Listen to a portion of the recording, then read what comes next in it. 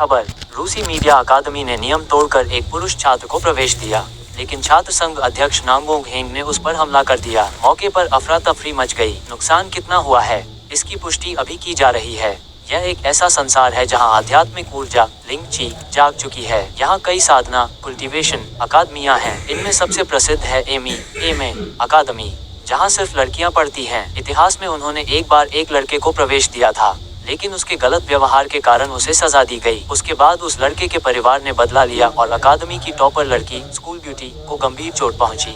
उसी दौरान वो लड़की एक ऊंची इमारत से गिरते हुए एक लड़के पर आ गिरी, जिसका नाम ली फांचेन है। वो इस कहानी का मुख्य पात्र है। वो जन्म से ही बहुत दुर्लभ शुद्ध यांग शरीर का मालिक है, लेकिन उसे खुद इसका पता नहीं। वो रोज सब्जी उगाने और बेचने में लगा रहता है। आज भी वो सब्जी देने जा रहा था, तभी यह घटना हुई। इससे पहले कि वो लड़की से कुछ पूछता, दोनों को हत्यारों ने घेर लिया। डर के मारे ली फांचेन ने कुदाल खुरपी उठाई, लेकिन जैसे ही उसने वार किया, कई शक्तिशाली दुश्मन उड़कर दूर जा गिरे। लड़की समझ गई कि उसके हाथ में जो औजार है वो कोई साधारण चीज नहीं बल्कि एक प्राचीन दिव्य हथियार है, और वो जो तकनीक इस्तेमाल कर रहा है वो बहुत पुरानी और शक्तिशाली है। उसने उसे एक महान गुरु समझ लिया।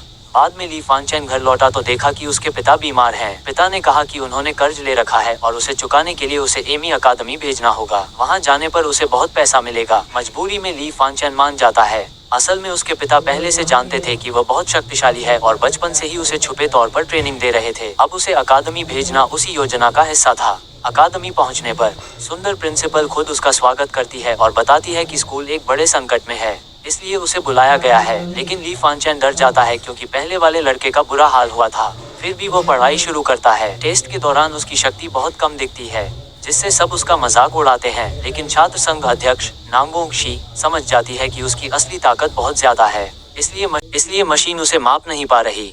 बाद में जब ली फांचेन एक साधारण सा फल सेब देता है तो उसमें इतनी शक्ति होती है कि उसे खाने से नांगोंग शी की ताकत तुरंत बढ़ जाती है। वो उसे गुरु मान लेती है। आगे चलकर गलतफहमियों, लड़ाइयों और मजेदार घटनाओं के बीच कहानी में यिन यांग ड्यूल कल्टीवेशन, दो लोगों की संयुक्त साधना का विषय भी आता है, जिससे उनकी ताकत और बढ़ सकती है।